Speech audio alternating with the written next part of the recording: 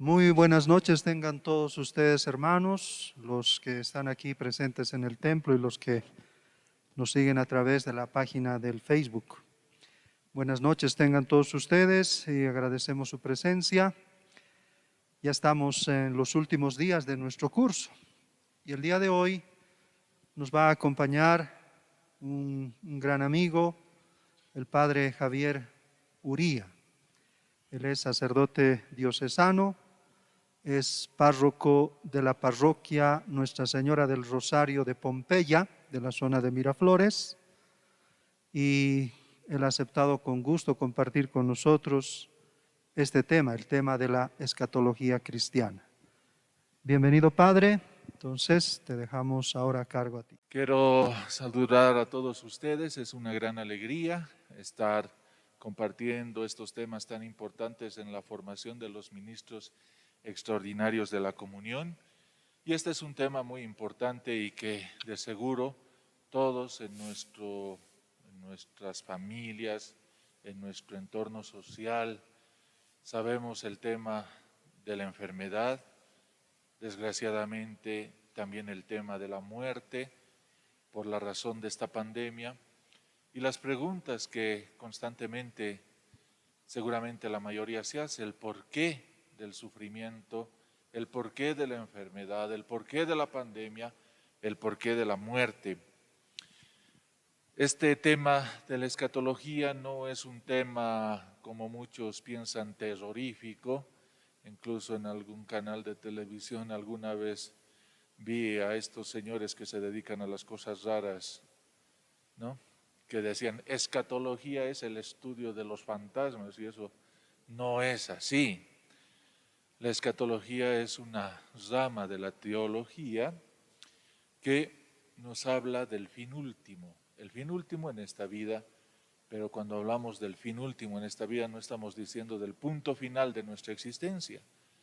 Más bien estamos hablando de nuevas cosas que en Cristo se dan. Por eso también en el latín, en la Vulgata, se traducía como los novísimos, las nuevas cosas.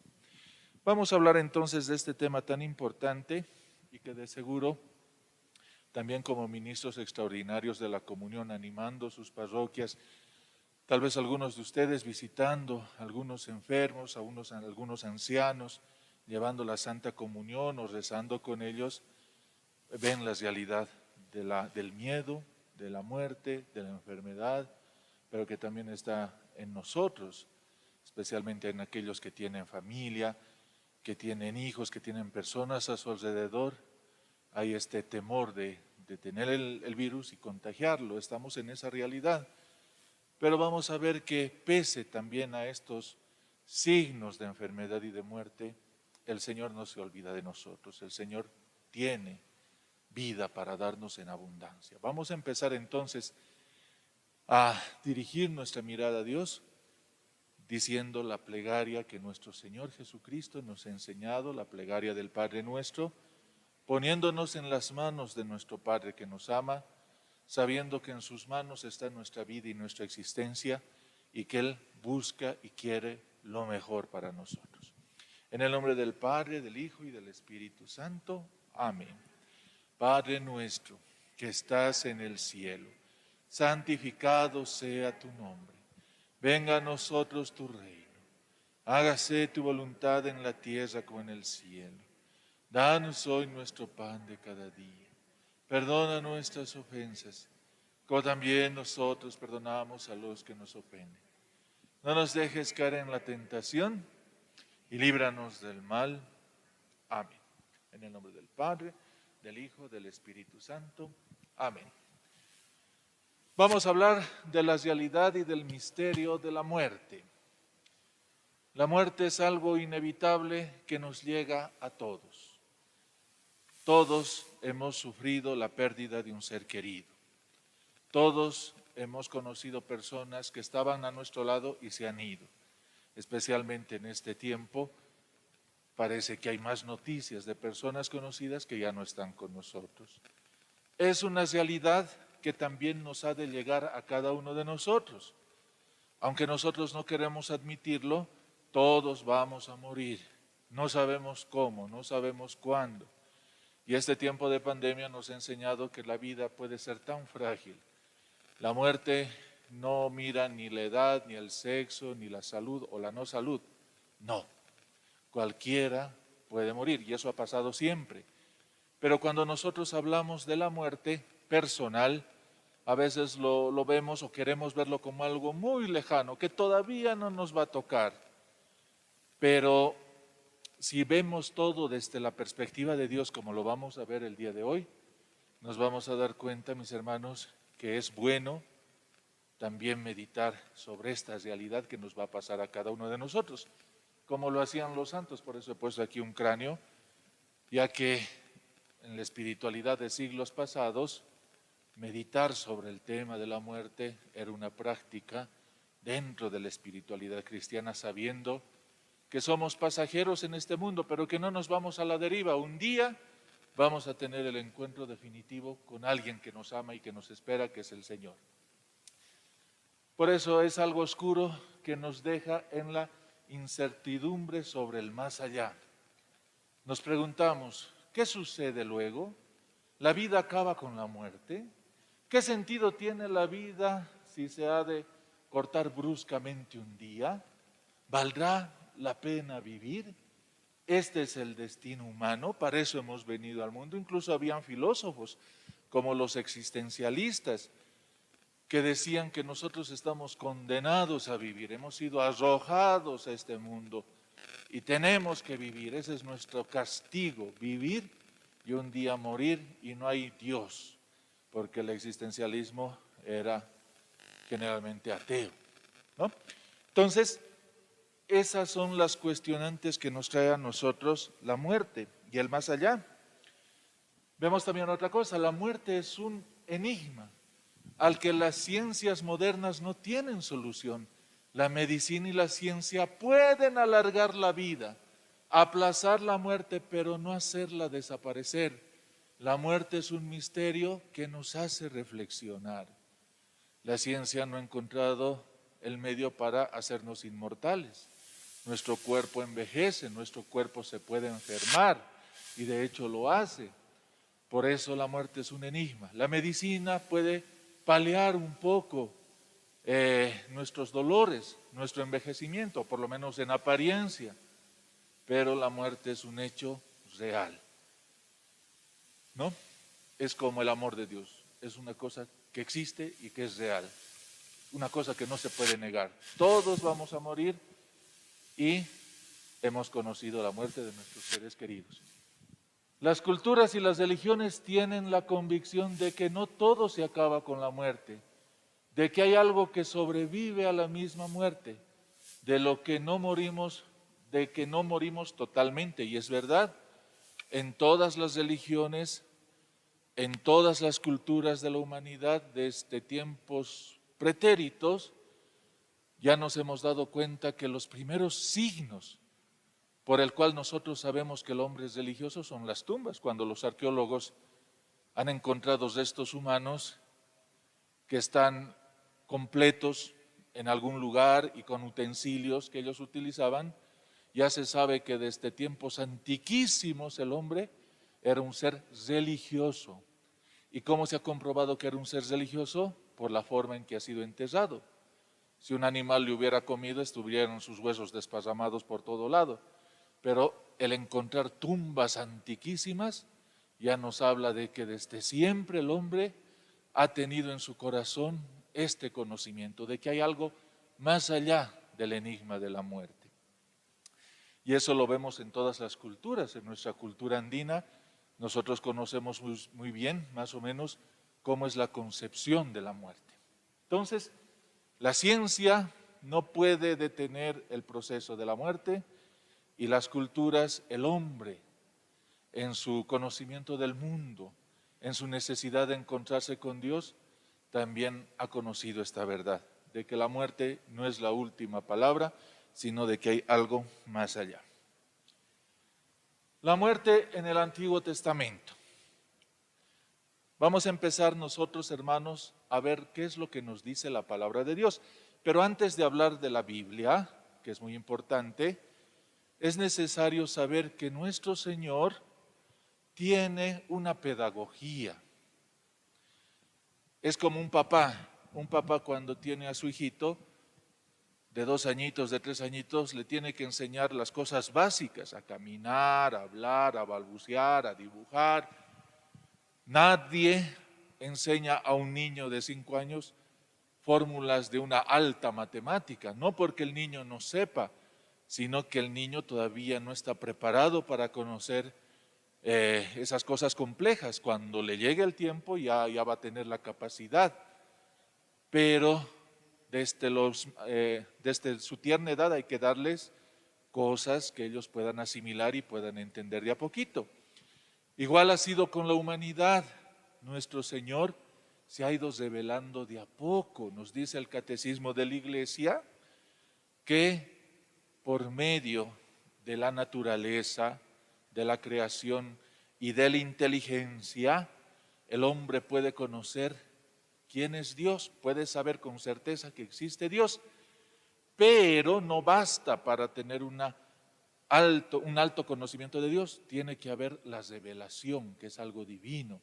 Entonces Dios se ha ido mostrando, Dios se ha ido revelando a través de la historia como un papá que de a poquito empieza a enseñar cosas a sus hijos a medida que él va creciendo. Y cuando el hijo ya tiene una buena edad, ya puede asimilar todo, ya puede pensar mejor, etcétera, etcétera, ya se le da cosas más complejas en su conocimiento.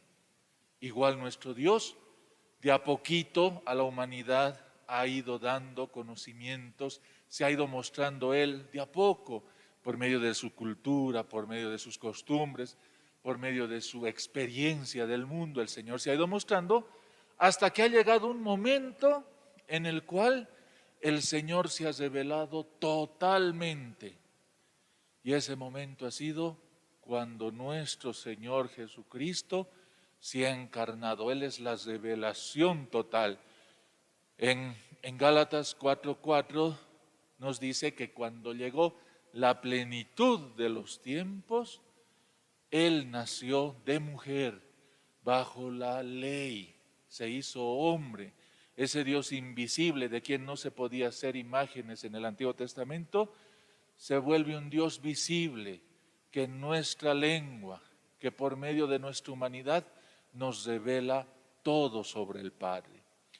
Por eso cuando la humanidad ha llegado a la madurez, conoce todo lo que tiene que conocer del Padre por la revelación total que es nuestro Señor Jesucristo. Esto quiero que lo tengamos claro para entender el proceso que el Señor ha tenido para enseñarnos el tema de la muerte en el pueblo de Israel, que de a poquito, a lo largo del tiempo, Él se ha ido revelando, hasta que llegamos a Cristo, que es la revelación total y que nos muestra a nosotros quién es el Padre de Dios. Entonces, la muerte en el Antiguo Testamento. La convicción del pueblo de Israel era que fueron elegidos por Dios y que la señal de su bendición era una vida larga y próspera. El Deuteronomio 7, 6, 8 nos dice eso, que el pueblo de Israel era un pueblo elegido. ¿Qué es lo que le dice al Señor? Tú serás mi pueblo, yo seré tu Dios. Entonces esa era la convicción del pueblo de Israel. Somos pueblo, no somos personas individuales, somos el pueblo elegido. Israel tenía una idea colectiva del pueblo que le interesaba más que el destino de las personas concretas. Esto es algo importante porque siempre el Señor se ha revelado no a alguna personita, si bien ha llamado a Abraham para que salga de su país, pero le pidió que salga con su familia, porque el concepto de pueblo siempre ha estado en la mente del Señor. El concepto de sálvese quien pueda, somos personas individuales. No me interesa el resto, yo me tengo que salvar de forma personal. Esos conceptos recién han aparecido siglos, milenios después de Abraham, en el siglo XVI, con la herejía de Lutero. Pero en el tema bíblico siempre era el concepto colectivo, de pueblo. Somos parte de un pueblo, no somos individuos separados. ¿no? Entonces eso es importante. La muerte era vista como el camino de toda carne, o sea, los patriarcas y los primeros padres del pueblo de Israel, ¿qué es lo que decían? La muerte es la consecuencia de la vida, todos estamos destinados a morir, esa es una cosa que nos va a pasar a todos, pero Dios tiene una promesa, y esa promesa es para el pueblo, para nuestra descendencia. Dios es fiel en nuestra descendencia, ¿no? Por eso dice la palabra en 1 de Reyes 2, 1, 2, cuando se acercaron los días de la muerte de David, dio órdenes a su hijo Salomón. Yo me voy por el camino de todos, le decía David. Ya estaba viejito, ya estaba enfermo, ya sabía que casi iba a morir. Ten valor y sé fuerte. Entonces, ese era el pensamiento de los antiguos. La muerte es algo normal y todos nos vamos a morir, todos vamos a terminar el día en que cerremos nuestros ojos aquí en la tierra. Entonces, ese era el primer concepto en el pueblo de Israel. ¿Qué más era la muerte? Era irse en paz con los padres. Cuando alguien moría, ellos decían, yo me voy a ir con los padres, en el sentido que yo me voy a enterrar con mis padres, en ese sentido. Todavía no había el criterio del más allá, del otro mundo, no. Yo voy a ser enterrado, mis huesos van a ser enterrados con mis padres. Tú en tanto vendrás en paz con tus padres y serás sepultado en buena ancianidad. Génesis 15:15, eso es importante. Ya lo vamos a ver dentro de un momento, porque en el Antiguo Testamento la forma en que uno se sentía bendecido por Dios era que iba a morir viejito, o sea que iba a tener largos años en este mundo, pero ahí se acaba todo. Y lo último que tienes que esperar es ser enterrado con tus antepasados. Después, irse a reunir con su pueblo, lo que les he dicho, la importancia de saberse parte del pueblo, de la comunidad. Entonces Isaac se expiró y murió. Fue a reunirse con su pueblo, anciano y lleno de días. Acuérdense de la ancianidad. Y después nos dice algo más la palabra. Era una bendición morir en ancianidad, o sea, en esos primeros tiempos, lo máximo que uno podía esperar era morir viejito, con los más años que uno puede. Por eso ustedes se van a dar cuenta que en la literatura bíblica, cuando se habla de una persona buena, temerosa de Dios, se dice que vivió más de 100 años, ¿no? Fulano de tal murió a los 170 años. No sé si han escuchado hablar de un tal Matusalén, que casi 1000 años ha vivido. Obviamente eso es literatura bíblica, por el cual el escritor sagrado nos dice que era una persona buenísima, una persona muy devota, muy santa, y por eso para decir una persona es santa y bendecida de Dios, decía, ha muerto a los 200, a los 500 años, ¿no? Entonces esa es la literatura bíblica. ¿Por qué? Porque la ancianidad era un signo de que mi vida ha sido bendecida de Dios. Ese era el pensamiento del pueblo de Israel en esa época. Expiró pues Abraham y murió en buena ancianidad, viejo y lleno de días, y fue a juntarse con su pueblo. ¿Cómo murió Abraham? Viejo y lleno de días. Ese era el pensamiento de los patriarcas de la muerte. Después, la muerte no rompe las promesas hechas por Dios, ya que se cumplen sus descendientes. O sea, si bien las promesas de Dios no se han cumplido en mi vida, yo ya he muerto, pero en mis hijos, en mi descendencia, el Señor va a seguir cumpliendo sus promesas. Dijo entonces Israel a José, yo muero, pero Dios estará con ustedes y los devolverá a la tierra de sus padres. Génesis 48, 21. Sigamos viendo el proceso como Dios nos estaba explicando la muerte. Pero en el tiempo no se acepta esta desaparición sin más de la persona y se elabora lentamente el concepto del Sheol, un lugar indeterminado donde moran todos los que han abandonado este mundo. Eso era común en varias culturas, por ejemplo en el pensamiento helénico se hablaba del Hades, ¿no? El Tártaro, ¿no? De un lugar geográfico que había ahí abajo en la tierra donde nadie podía llegar porque era tan profundo, y ahí vivía el dios de los abismos en la cultura griega, que se llamaba propiamente Hades, ¿no? Uno de los 3 grandes dioses, hermano de los otros grandes dioses del cielo y del mar. Y había un perro de 3 cabezas que custodiaba, ¿no? El tártaro, ¿no? Entonces ese era el pensamiento de las culturas. Y también en el pueblo de Israel, Dios empieza a revelar, como decirles, no, nosotros no somos una pompita de jabón que un ratito está viva y cuando ¡pam! Se revienta, se acabó, ya no existe más. No, no, no. El Señor nos da una vida que no termina con nuestra muerte. Y es por eso que de a poco empieza el pueblo de Dios a entender que hay una realidad donde todos trascienden a la muerte y se llama Sheol, ¿no? El Sheol. Dice entonces, ¿qué es el Sheol? El Sheol es un lugar oscuro, lejos de Dios y de los hombres, sin comunicación. Es estar en el silencio. O sea, todos los que mueren seguía el concepto de que en la vida Dios te bendecía. Si tú eras viejito, si tenías descendencia, era que eras bendecido de Dios. Y por el contrario, si eras pobre, o eras estéril, o morías joven, entonces quiere decir que tú o tus padres han pecado y Dios te está dando un castigo. Pero el premio y el castigo en la mentalidad de los antiguos era en este mundo.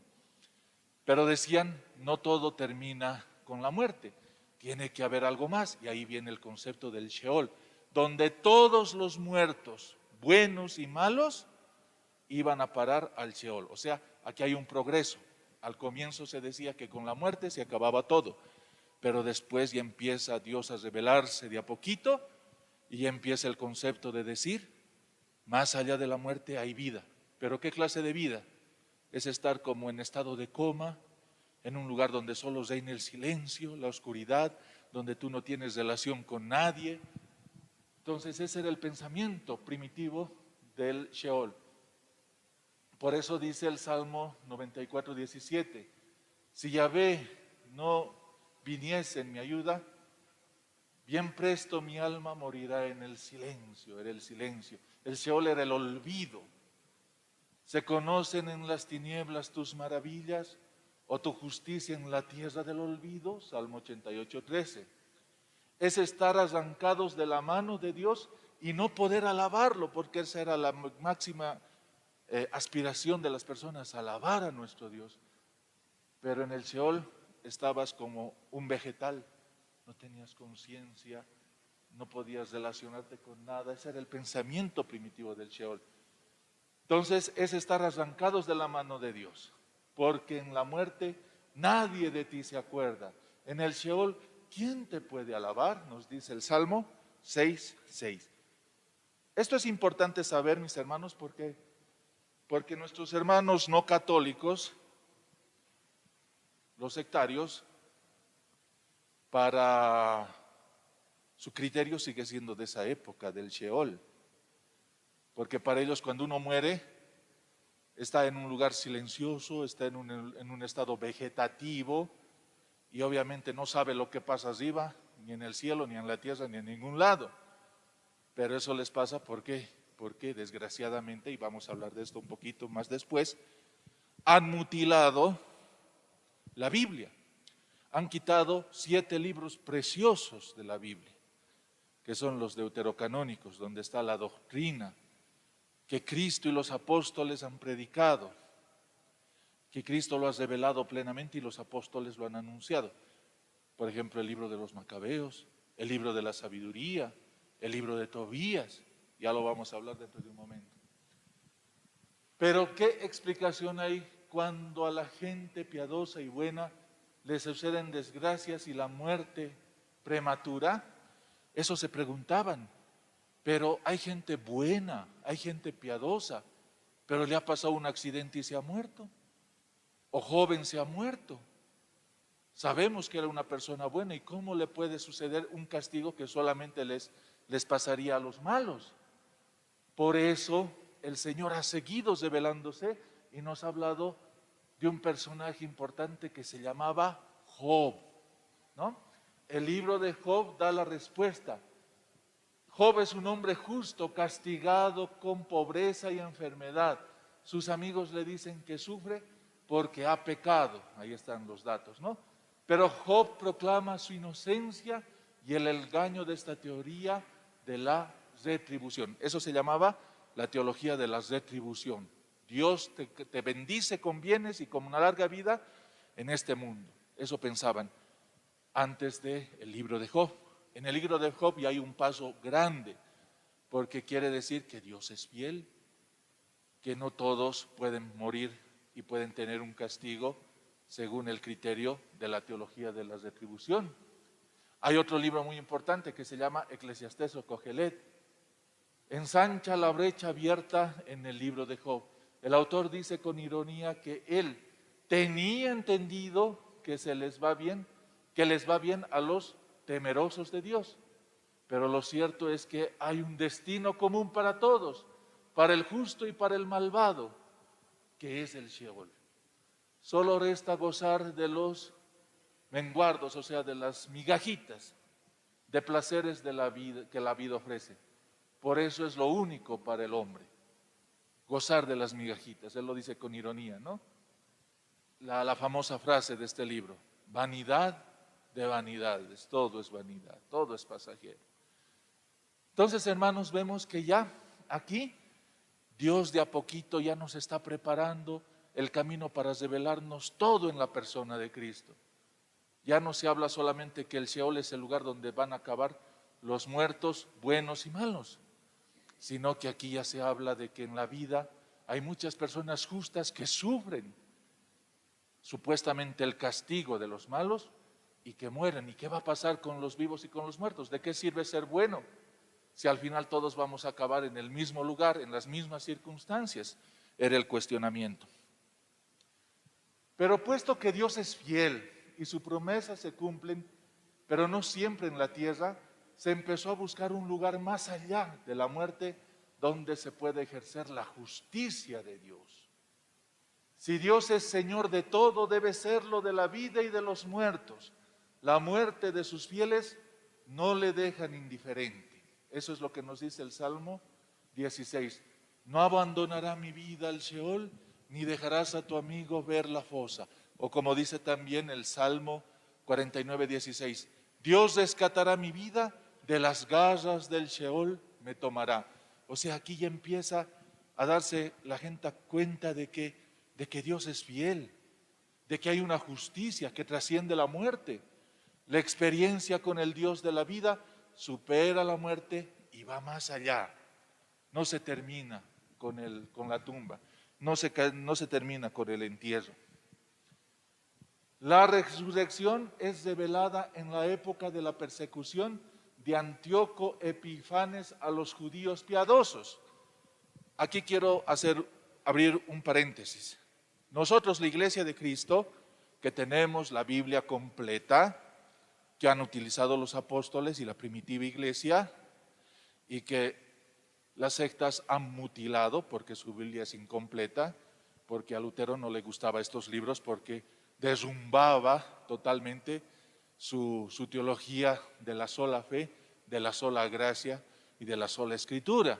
Entonces él quitó estos libros de la versión de la Biblia que tenía la Iglesia de Cristo, pero para mal de ellos, porque ahí se han perdido verdades fundamentales que el Señor ha revelado al pueblo de Dios. Y entre esos libros está los libros, el 1 y 2, de los Macabeos, donde se nos habla en el libro de los Macabeos de que cuando muere Alejandro Magno, sus generales se hacen cargo de todo el mundo conquistado por él, y ahí empieza la etapa del helenismo, de la cultura griega en todo el mundo conquistado.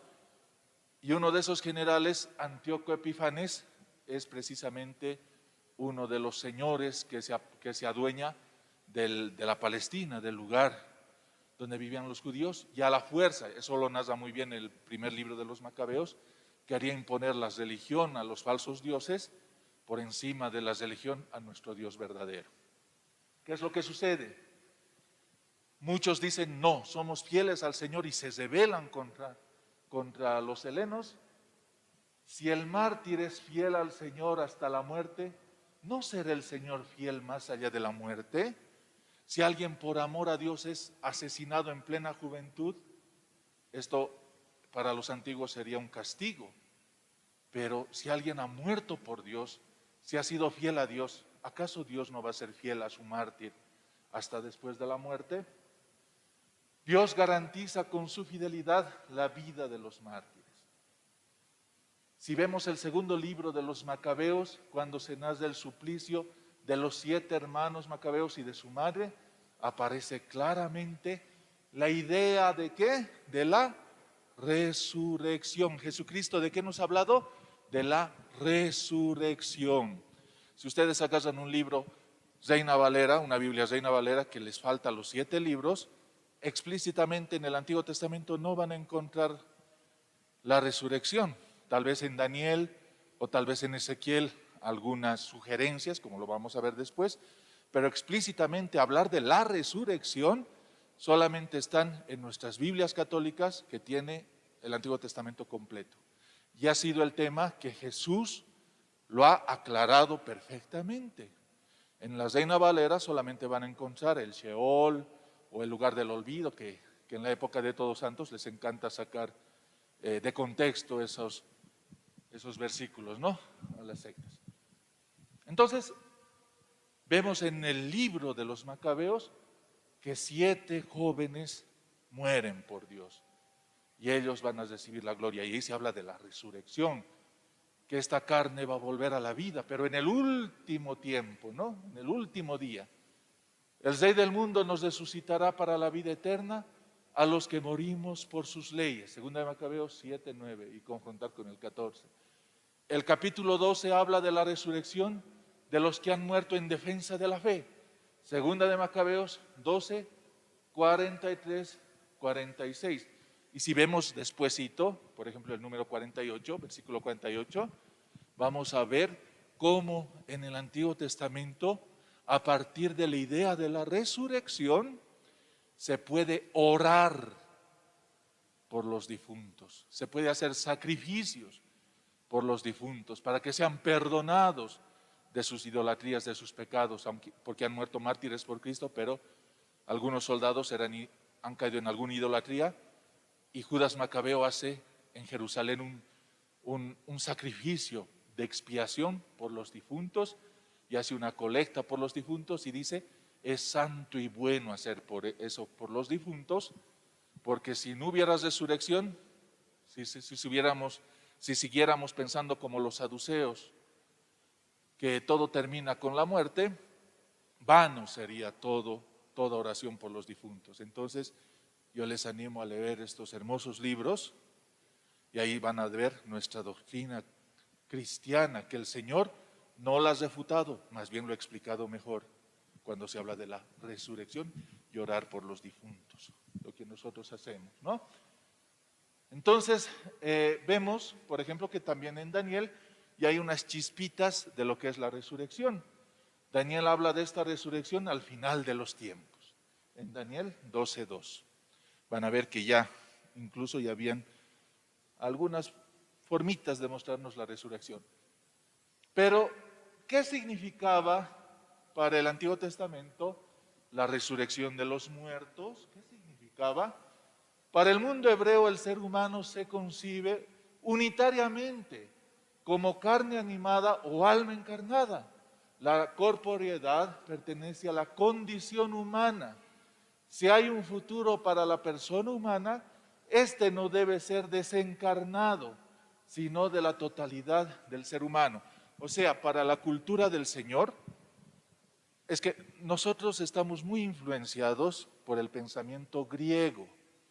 El pensamiento griego ha partido en dos al hombre, en lo espiritual y en lo corporal. Por ejemplo, de eso hablaba Platón, ¿no? Una cosa es el espíritu, el mundo de las ideas, el conocimiento, y otra cosa es la materia, que es lo perverso, lo malo, lo imperfecto, lo que se envejece, lo que se muere.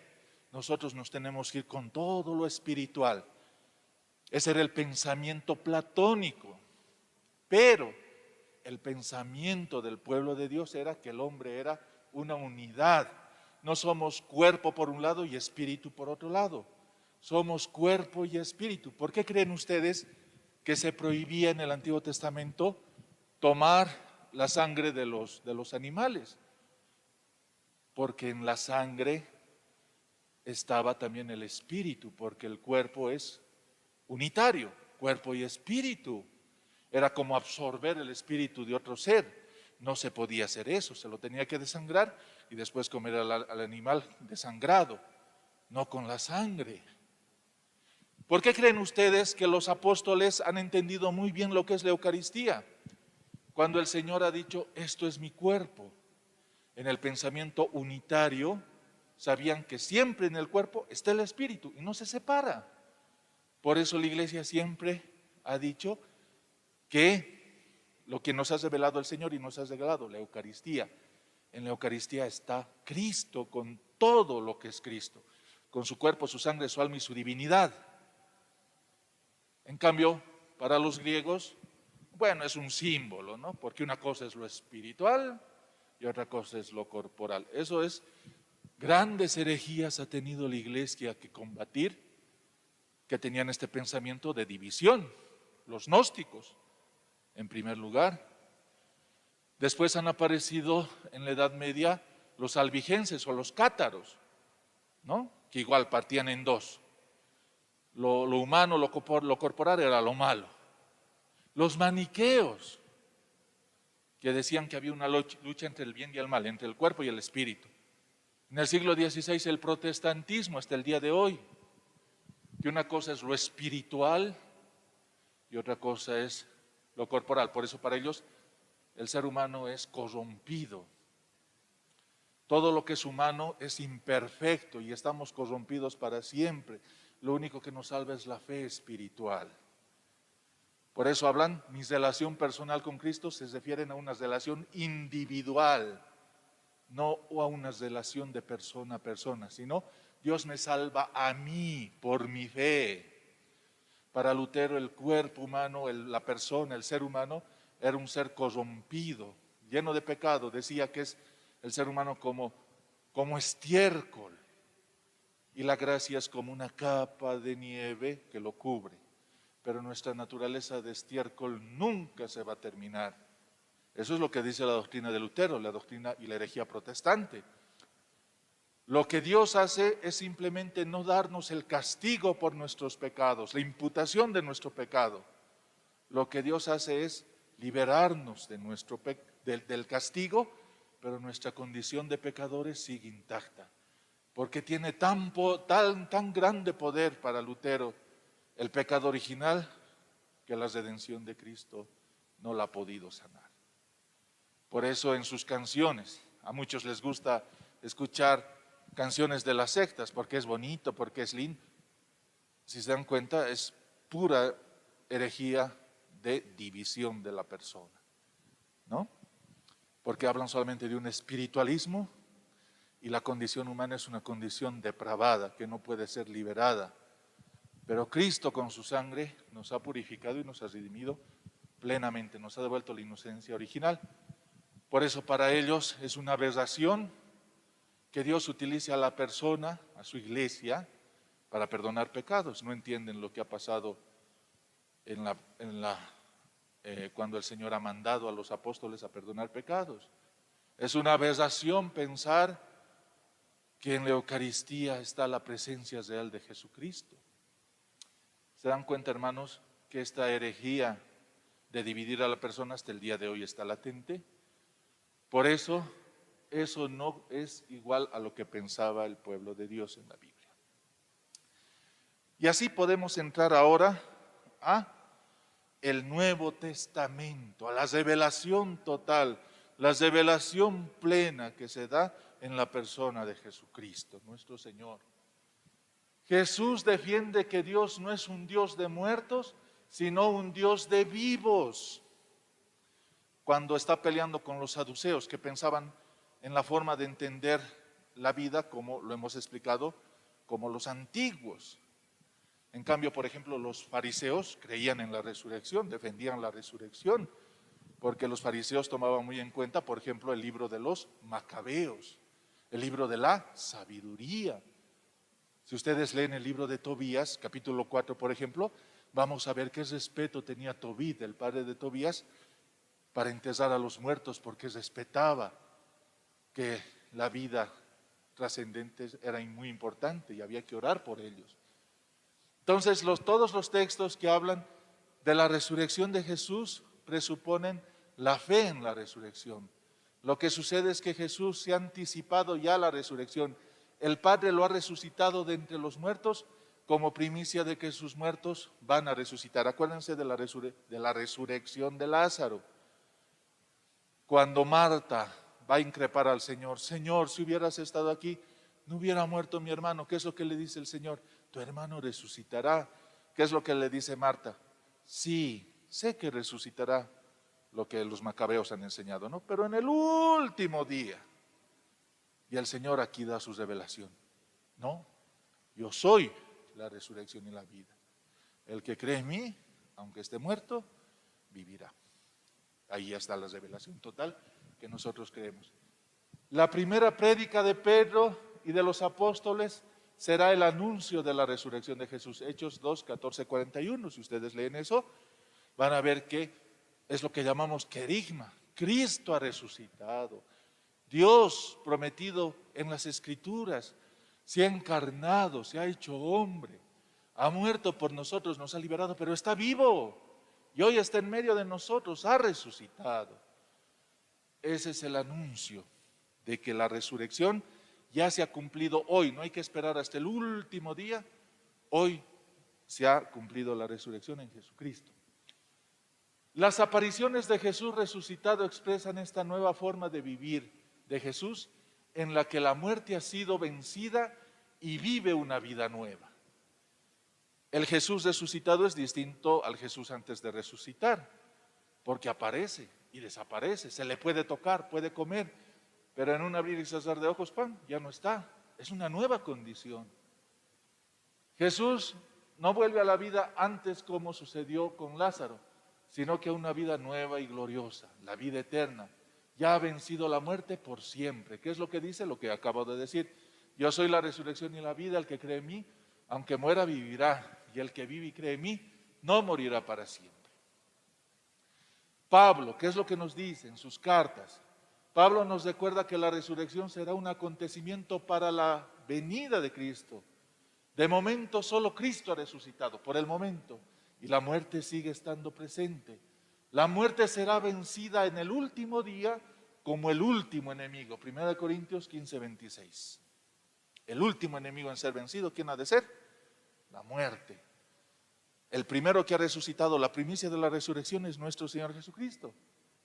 Pero cuando Él regrese, ya no habrá muerte, ya no habrá el aguijón de la muerte. La única alternativa a la muerte es la resurrección, sin la cual valdría la expresión de muchos de los mundanos de este tiempo. Comamos y bebamos, que mañana moriremos. O sea, si no creemos en la resurrección, vana es nuestra fe, dice Pablo, ¿no?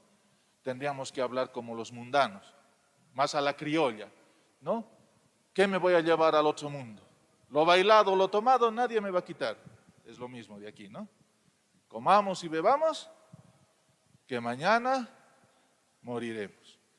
Entonces, mis hermanos, la resurrección es la alternativa a una vida nueva que Dios quiere para nosotros. Esta resurrección afecta al cuerpo y adquiere un cuerpo espiritual, expresión del espíritu que da vida. Se siembra un cuerpo mortal, resucita un cuerpo espiritual, nos dice Pablo en 1 Corintios 15, 44. O sea, nuestro cuerpo, si bien se puede tocar, se lo puede ver, después de la resurrección, lo ha probado Cristo, será un cuerpo glorificado. O sea, ya no morirá, ya no se envejecerá. Toda persona humana quedará transformada. 1 Corintios 15, 51, 52. El mismo de antes existe, pero transformado. O sea, nuestra resurrección no es revivir. Acuérdense de Lázaro, acuérdense del hijo de la viuda, ¿no? De Naín. Acuérdense cuando Pedro a Tabita, ¿no?, le hace levantar, o a la hija de Jairo. Ellos han revivido, o sea, han vuelto de la muerte a la vida, pero otra vez han muerto después. En cambio, el que resucita no muere más. Su cuerpo es glorificado. Entonces, dice Pablo, nos recuerda que resucitamos porque Cristo ha resucitado. Nosotros somos miembros del cuerpo de Cristo resucitado. 1 Corintios 6, 14, 15. Todos formamos un solo cuerpo, del cual Cristo es la cabeza y la primicia, y nosotros somos los miembros. Cristo resucitado no está completo hasta que no resuciten los que integran su cuerpo. O sea, nosotros somos miembros de Cristo, la cabeza ya resucitado. Ese es el destino que nos espera a cada uno de nosotros. Voy a apresurarme un poco porque ya el tiempo nos está premiando. Después de hablar del Antiguo y Nuevo Testamento, ahora vamos a hablar el sentido de la resurrección, que es el reino de Dios. Para entender la resurrección y la vida eterna tenemos que entender bien qué es el reino de Dios. Pero el reino de Dios no se lo resume en una sola palabra, porque Cristo a lo largo de su vida, ese ha sido el proyecto de su predicación, y a lo largo de su vida, Él con su ejemplo, con su forma de actuar, de hablar y de amar a los demás, nos ha enseñado qué es el reino de Dios. El reino de Dios es un tema que proviene del Antiguo Testamento, es horizonte último de todas las promesas, de Dios, la soberanía de Dios sobre todas las cosas, el dominio de Dios sobre sus enemigos, es el reinado del Señor. Jesús nos enseña qué es verdaderamente el reino de Dios, y nos lo enseña con sus palabras y con sus acciones. ¿Qué es el reino de Dios? Es la liberación del pecado personal y viene al corazón. Cuando hablamos del reino de Dios, es perdón. ¿Qué más es el reino de Dios? Es liberación del pecado del mundo, transformación de la historia, creación de la sociedad justa, de una nueva tierra. Ese es el reinado de Dios. Es lo último y definitivo, el triunfo del Señor sobre el cosmos, no solamente sobre nosotros, sobre el cosmos. El juicio final, la resurrección de la carne, los nuevos cielos, la tierra nueva, la restauración de todo, donde Dios lo sea todo en nosotros, con nosotros, para nosotros. Ese es nuestro máximo ideal y eso es lo que ha predicado Cristo. Ese ha sido el programa de vida de Cristo. Lo definitivo es el reino de Dios, que ha comenzado con Jesús y que ha llegado a su plenitud. En Él, para nosotros, en su resurrección, es el comienzo del fin. Cuando hablamos del comienzo del fin, cuando hablamos de los últimos días, estamos hablando de Jesús para la eternidad. Esos son los últimos días, no en el sentido cronológico, sino en el sentido escatológico, en el sentido de salvación. La resurrección de Jesús es el principio y meta de nuestra esperanza. Él resucitó también, nosotros resucitaremos. Si Él ha resucitado, nosotros que hemos sido redimidos por Él. Por eso la Pascua tiene un valor tan importante. Es el eje, es el centro de lo que creemos. La meta de la vida cristiana es la comunión con el resucitado. No solamente creer en el resucitado, sino tener una relación con el resucitado. Por eso, mis hermanos, les hablaba al comienzo del criterio de pueblo. Para una persona que no pertenece a nuestra fe, la fe cristiana, que somos nosotros, cuando hablo de cristianos me refiero a la Iglesia Católica, porque nosotros no nos llamamos cristianos, no nos llamamos católicos, somos católicos. Nuestro nombre es cristianos y somos católicos. No es el nombre de nuestra iglesia católica, somos católicos. Como el nombre de nuestra iglesia no es apostólicos, no, ni nada de eso, somos apostólicos. El nombre de nuestra iglesia es cristiana y somos católicos. ¿Y por qué somos católicos? Porque somos pueblo, somos comunidad. Esa importancia tiene la iglesia. No somos seres sectarios que se salvan, sálvese quien pueda. No. No solamente somos congregados con una sola ideología. Tener una relación con el resucitado empieza teniendo una relación con la iglesia. que es el cuerpo visible de Cristo. Si nosotros queremos tener una comunión con Cristo, no es una comunión ideológica, es una relación como comunidad, como pueblo de Dios. Y ese sentido tiene la Eucaristía, comunión con Cristo y comunión con los demás. Por eso en la liturgia hay que pedir perdón si es que ha habido algo que nos distancia del hermano. ¿Cómo puedo tener yo comunión con Cristo y al mismo tiempo estar desunido con su cuerpo santo, que es la iglesia? Eso no puede ser. Por eso, mis hermanos, la comunión con el resucitado empieza aquí en la tierra y se hace plena en la resurrección y en la vida eterna. Por eso la meta de la vida cristiana es la comunión con el resucitado. El reino de Dios es una realidad plena y total, pero que ya ha comenzado en esta vida. La esperanza en un más allá ilumina la esperanza en un más acá. Qué hermoso, ¿no? Nuestra esperanza de estar con el Señor total y plenamente unidos para siempre tiene que empezar aquí. No es que esperamos morirnos para estar con el Señor, es el pensamiento protestante, es una herejía. Nosotros tenemos que empezar nuestra comunión con Cristo en la iglesia, por eso los sacramentos tienen gran valor. No se trata simplemente de decir, Señor, yo te nombro, yo declaro, yo decreto que tú eres mi Dios y mi Salvador. ¡Chan! Ya estoy salvado. Eso es lo que piensan las sectas. ¿Qué es lo que piensan? Que cuando tú dices eso, ya estás salvado. No importa tus obras, tu fe en Dios ya te ha salvado. Si ahorita te mueres, vas a estar en un estado de letargo, vas a estar durmiendo, vas a cerrar tus ojos, no vas a sentir nada de lo que pasa. Acuérdense de lo que pensaban del Sheol antes de que Cristo nos explicara la verdad. Y ellos piensan que cuando despiertes va a ser el juicio final, vas a ser arrebatado, el gran arrebato. Y como tú has dicho, yo te declaro mi Dios y mi Salvador, vas a estar con Dios y el resto se va a ir al infierno. Ese es el criterio del sectarismo. Pero ese no es el criterio de la fe verdadera. No es lo que Cristo nos enseña. Por eso, desgraciadamente, los que creen eso no tienen pues la Biblia completa. Yo les aconsejo que lean los deuterocanónicos, ¿no? Es una belleza. Judith, Baruch, sabiduría, eclesiástico, primera y segunda de Macabeos, Tobías. Les va a encantar y ahí van a entender nuestra fe. Bueno, veamos. El fin del mundo y la resurrección de la carne. Aquí he puesto algunos dibujitos que tenemos en nuestras iglesias, como en Caquiaviri, en Caraguara de Carangas, en Carabuco, que ya nos enseñan el sentido de lo que vamos a hablar, ¿no? Con la resurrección de Cristo, el fin del mundo ya ha comenzado. Ojo, cuando Cristo ha resucitado, ya ha empezado el fin del mundo. Nosotros estamos participando del fin del mundo. No hay que esperar una cosa terrorífica, ¿no? Que va a pasar al final. No. Él es la primicia de los que han muerto. En la resurrección de Jesús ha irrumpido lo último, lo definitivo, el sentido de toda la historia. Ese es el comienzo del fin, pero un fin maravilloso que es eterno, en el cual estamos nosotros involucrados.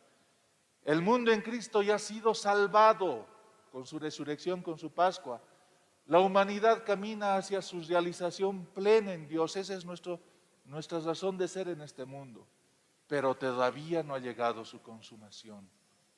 El sentido de los símbolos no es atesorizar, sino llamar a la conversión. Ustedes van a ver en el Evangelio, cuando el Señor habla de cómo será el último día, Él utiliza un lenguaje propio de la apocalíptica de su tiempo, porque por medio de símbolos Él habla de que en el caos del pecado va a venir el orden, y el orden que se da en la Pascua, en la salvación que viene de Cristo. Por eso hay que conocer más nuestra doctrina y la forma de leer la Sagrada Escritura, desde la tradición. En la victoria de Jesús sobre la muerte, se da la victoria general sobre toda la muerte. La muerte ya no tiene su última palabra sobre nosotros. Si somos cristianos, la muerte no es para nosotros lo último, es el comienzo de lo mejor. El retorno de Cristo no solo afectará a nuestro cuerpo, sino a todo el cosmos. Todo será renovado. Por eso el libro del Apocalipsis nos dice que Juan vio cielos nuevos y tierras nuevas. No solamente nosotros vamos a resucitar, sino que cuando Él venga en su gloria, todo el cosmos va a renacer, todo el cosmos va a ser nuevo. Él hace nuevas todas las cosas. Pero hay algo importante, por eso aquí he puesto este hermoso fresco de Miguel Ángel que está en Roma, en la Capilla Sixtina, que es una belleza, una gran catequesis. Dice: la justicia de Dios es una justicia que salva, justifica y santifica. No habrá juicio condenatorio más que para aquellos que han rechazado la salvación que viene de Jesús. El pecado contra el Espíritu Santo es porfiadamente decir no a la salvación que Cristo nos da. Es rebelarse contra el amor de Dios. Es alejarse del amor de Dios. Y si morimos en esa realidad, ese alejamiento es eterno. Es lo que llamamos infierno. El juicio final será la manifestación de lo que hoy pasa en los corazones. ¿Cómo estás viviendo hoy tu vida de fe? ¿Estás alejado de Dios? ¿Estás alejado del hermano? ¿Cómo es tu vida? ¿Tu vida es una vida plena, feliz, o es una vida religiosa? Sí, religiosa bien, porque cumples los ritos, pero por dentro eres una persona nueva, renovada. ¿En qué te diferencias tú, una persona que viene a misa, que participa de los grupos, de los movimientos? ¿En qué te diferencias de una persona que es atea o que es hereje o que odia a la iglesia, odia a Jesús? Si solamente nos parecemos en que nosotros hacemos ritos y los otros no, estamos mal. Tenemos que vivir una vida plena en Cristo, porque lo que estamos viviendo hoy es el juicio que vamos a tener al final. Cuando muramos, eso es lo que va a pesar en nuestras vidas. Si yo soy un egoísta, un soberbio, alguien que odia, alguien que no está contento con el bien de los demás, que mi vida es un... Ese es el infierno que ya empieza en nuestra vida, que nosotros nos creamos. Ya lo vamos a ver dentro de un ratito. Aquí quiero poner un poquito de énfasis. Tenemos un poquito de tiempo, ya hemos vencido el tiempo, pero voy a tratar de hacerlo lo más sintético y lo más importante que se pueda hablar de este tema del purgatorio. Bueno, yo quisiera leerlo, pero les doy las citas en el Catecismo de la Iglesia. Aquí en el Catecismo de la Iglesia está nuestra doctrina cristiana. Van a leer el Catecismo de la Iglesia, los numerales 1030, 1032, ahí nos habla del purgatorio. Algo bien importante, el purgatorio no es un lugar intermedio, eso no lo dice el catecismo, eso lo dicen las sectas, pero las sectas, como no conocen nuestra doctrina y les gusta calumniar, obviamente dicen: los católicos creen que el purgatorio es un lugar intermedio. No es un lugar intermedio, no lo dice el catecismo, y si no lo dice en el catecismo es una mentira, es una calumnia. Lo que dice el catecismo es que es parte del momento más bello que existe, que es el encuentro con el Señor, pero nosotros cuando pecamos negamos el amor de Dios. Y si morimos con esa negación, aunque en amistad con Dios, Él en su misericordia nos purifica, no sabemos cómo. Podemos tener símbolos, ejemplos, es como por ejemplo una fogata aquí, con un calor impresionante que puedes representar a Dios, y agarramos un cubito de hielo y de a poquito lo acercamos a la fogata.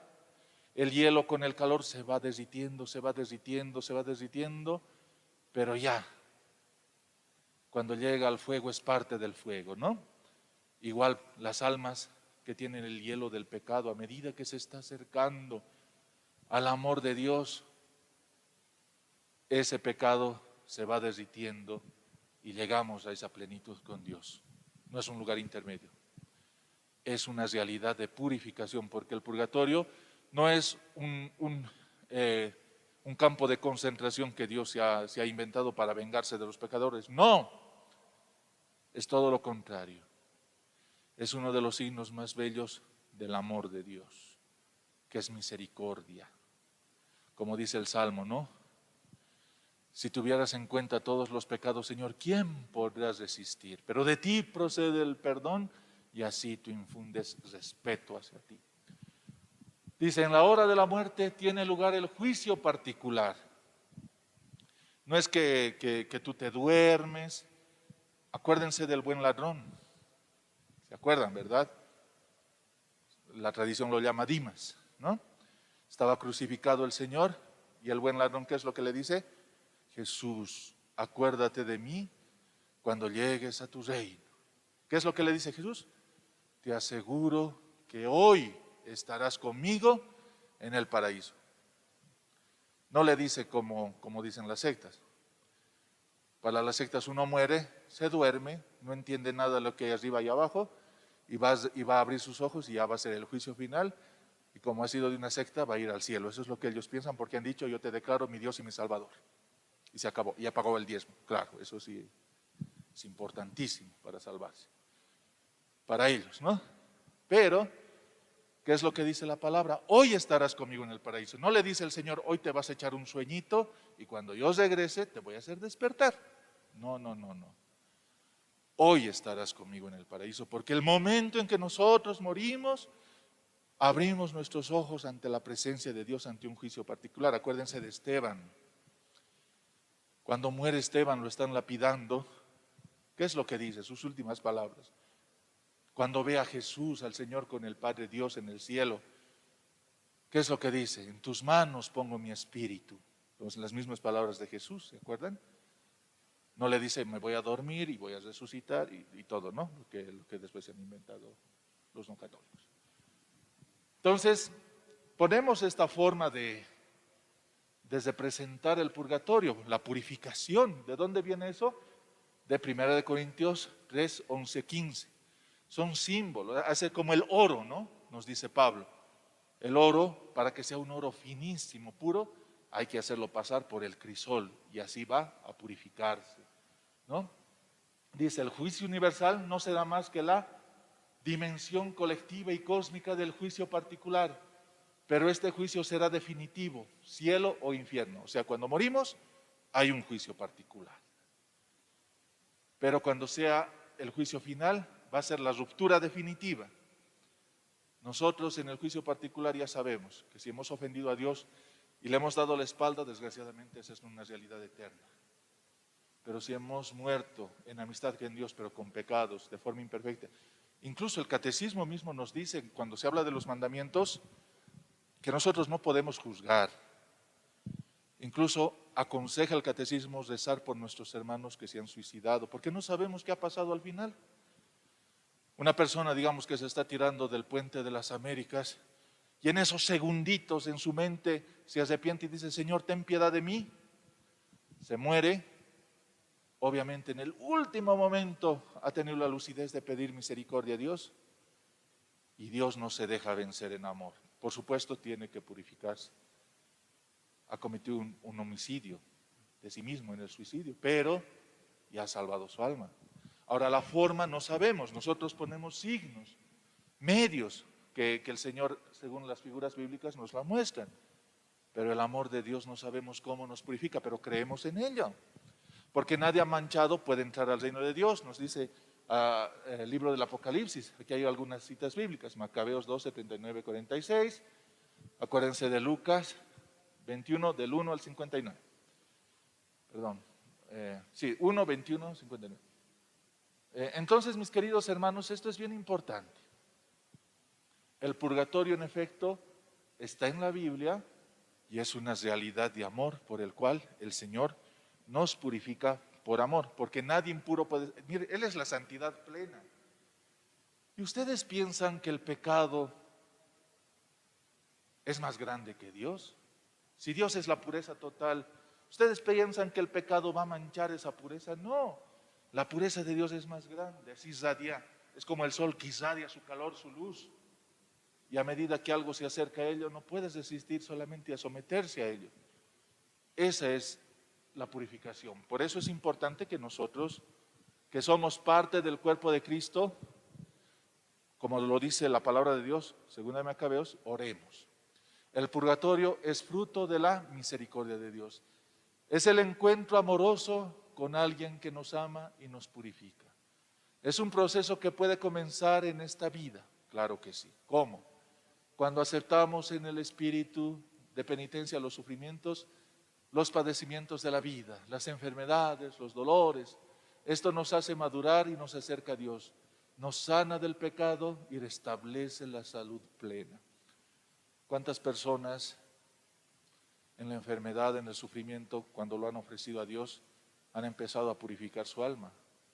Lo que antes era libertinaje en los momentos de enfermedad, han recapacitado y se han dado cuenta que lo más importante es la vida en Dios y han salvado sus almas y lo han ofrecido por el bien de los demás. Dice, formamos parte de la comunidad de los santos y los méritos y oraciones de unos colaboran al bienestar espiritual de los otros, porque somos el cuerpo de Cristo. No nos salvamos de forma particular, somos parte de un cuerpo que es la iglesia, el cuerpo de Cristo. La iglesia no es un montón de gente que piensa lo mismo, no es un club de los que les gusta Jesús, no. El cuerpo de Cristo es la iglesia, estamos unidos. Y es por eso que si yo cometo un pecado, no me arruino yo solo, estoy lastimando al cuerpo de Cristo que es la iglesia. Y claro, los santos con sus virtudes, todo eso han enriquecido, han fortalecido el cuerpo de Cristo. Es como cuando uno se pinche un dedo. No le duele solo esta partecita, le duele todo el cuerpo, tiene un malestar en todo el cuerpo por el sistema nervioso. Es lo que le pasa a la iglesia, por eso somos el pueblo de Dios. No somos personas individuales. Lejos de un dogma terrorífico, es una verdad consoladora. Por eso es importante rezar y orar por los difuntos, hacer obras de caridad. ¿Por qué? Porque la iglesia de Cristo no solamente somos los que vivimos, son los que ya están en la gloria, somos los que estamos aquí y son los que se están purificando. El cielo, la realización del reino de Dios. Bueno, pues me voy a apresurar un poquito, pero ya estamos terminando por el tiempo, ¿no? El cielo es un estar con Cristo resucitado. Él con su resurrección ha inaugurado el cielo y el reino de Dios. Eso lleva a la plenitud lo que hemos comenzado con el bautismo, la Eucaristía y la vida cristiana. O sea, el cielo es vivir en plenitud, lo que empezamos a vivir, la comunión con Cristo y con los demás aquí en la tierra. Allá no habrá velos ni imágenes. Allí descansaremos y veremos, amaremos y alabaremos. Esta es la esencia del fin sin fin, pues ¿qué fin puede ser más nuestro que llegar al reino que no tendrá fin? Eso lo dice un gran padre de la iglesia. ¿Quién es? San Agustín, ¿no? Tiene una fuerte dimensión comunitaria y relacional, unidos por el amor en Cristo con todas las personas. Por eso la Eucaristía tiene un valor escatológico tremendo. Es vivir la Eucaristía eternamente con el Señor. Ese es el cielo. Entonces, dice también, en la esperanza firme de participar de la victoria de Cristo sobre la muerte y el dolor. Eso nos dice Apocalipsis 1:4. Y aquí ya terminamos. Pero también existe otra realidad, la realidad del infierno. Es lo que pasa en el cielo, para lo inversa. El infierno no es creación de Dios ni una fuerza contraria a Dios. Es una creación humana, no en el sentido que nosotros hemos inventado la teoría del infierno, no. Sino que Dios no es que ha creado el infierno, nosotros, alejándonos de Él, hemos creado nuestro infierno personal. Hemos elegido vivir sin Dios. Es como, a ver, voy a poner un ejemplo. Es como alguien cuando es enterrado en la tierra, vivo, y el oxígeno se va acabando. Tienes lo último del oxígeno, la desesperación, imagínense, de querer arañar todo, de querer patalear, de querer gritar, pero ya sabes que tus pulmones se están achicando. Y imagínense eso, vivirlo en la eternidad, estar sin Dios. También es representado con el fuego que lo consume todo, pero no te quemas, ¿no? Entonces son símbolos que nos muestran esa realidad terrible y dolorosa de vivir sin Dios.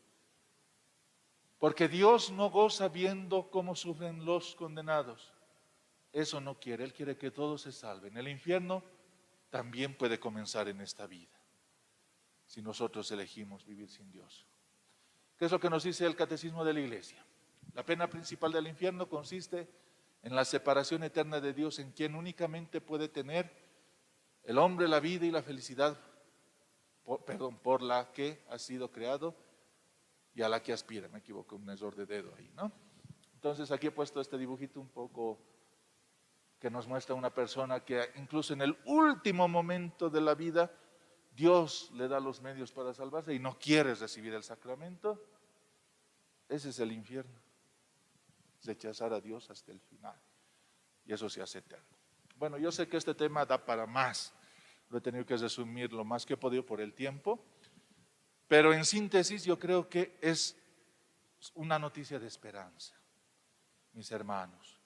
Hoy día teníamos, yo también soy vicario de mi zona, teníamos una reunión con nuestro arzobispo y él nos decía poner énfasis en la misericordia de Dios, en la Eucaristía, que no solamente es adorar al Señor, sino es participar de esta comunión ya aquí en la tierra con el Señor, como pueblo, como cuerpo de Cristo que somos, y acordarnos que estamos en comunión con nuestros hermanos que se están purificando, y nuestra aspiración es estar con nuestros hermanos que ya viven en la vida plena, pero que vamos a resucitar, porque plenamente con cuerpo y espíritu completos tenemos que adorar a Dios por siempre.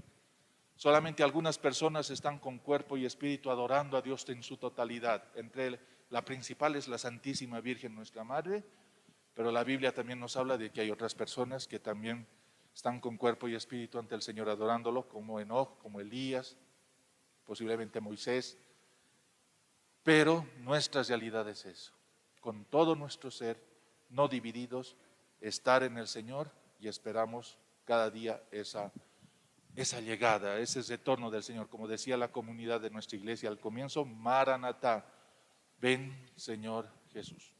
Queridos hermanos, alabado sea Jesucristo, y así yo termino la charla del día de hoy. Muchas gracias.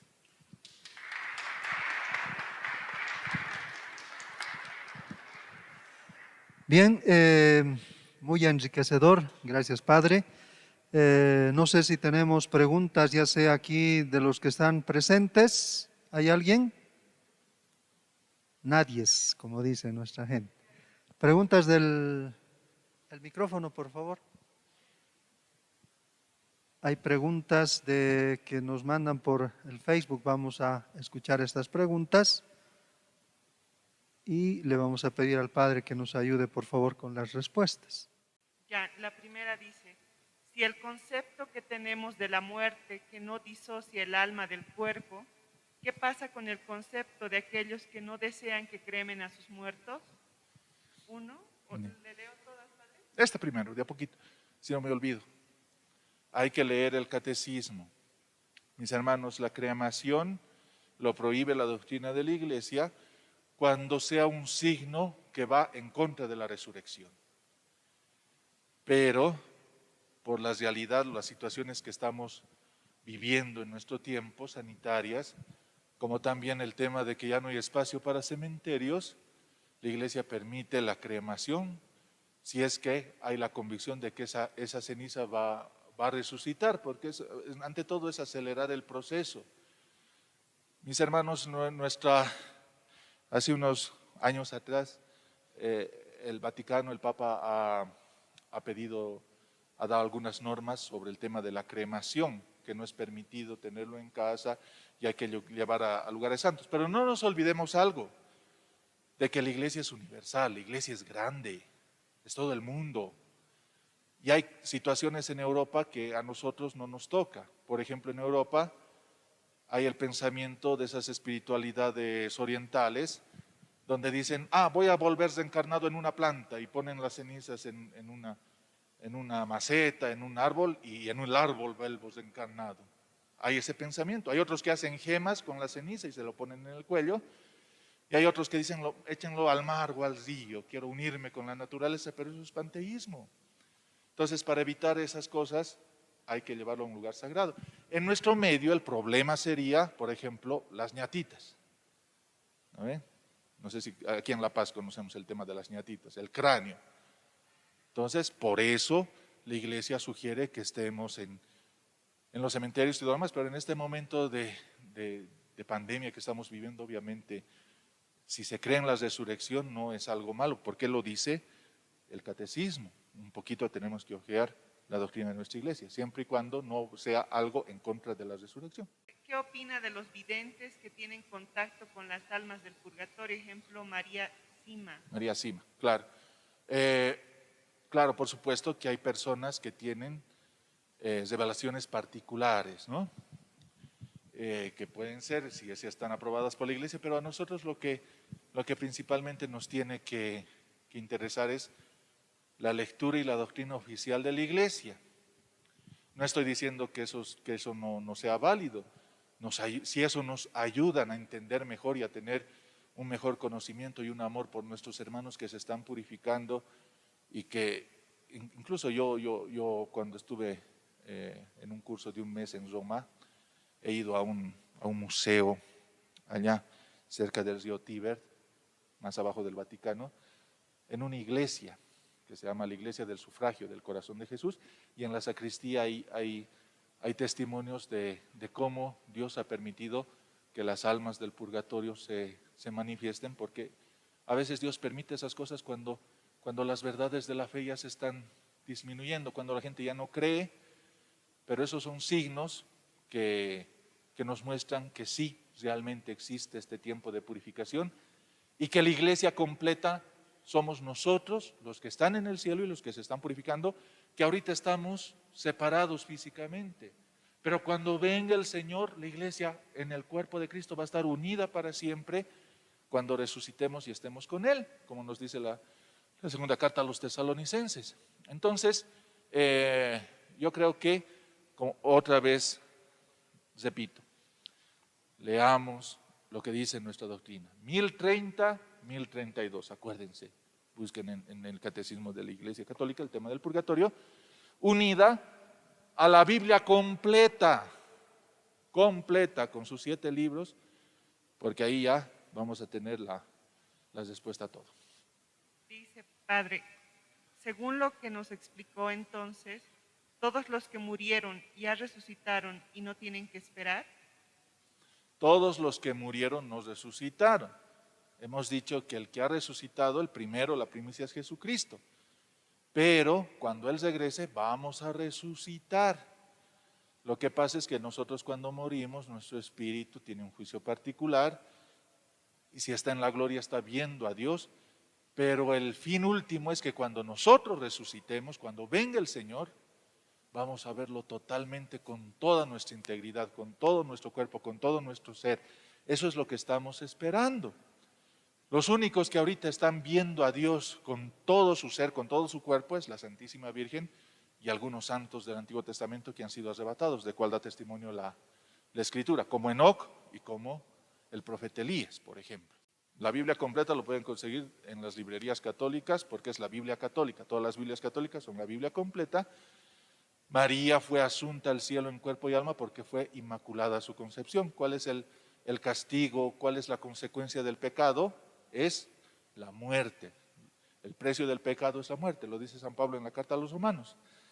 María, por la gracia de Cristo, la inmaculada concepción, ha sido preservada del pecado, y ella siempre ha estado en total aceptación del amor de Dios en su vida, como lo dice el protoevangelio. Se llama protoevangelio, proto es decir, el primer evangelio, que es Génesis 3:15. ¿Se acuerdan, no? Cuando caen nuestros primeros padres, ¿qué es lo que le dice el Señor a la serpiente? Eterna enemistad habrá entre ti y la mujer, entre tu descendencia y la descendencia de la mujer.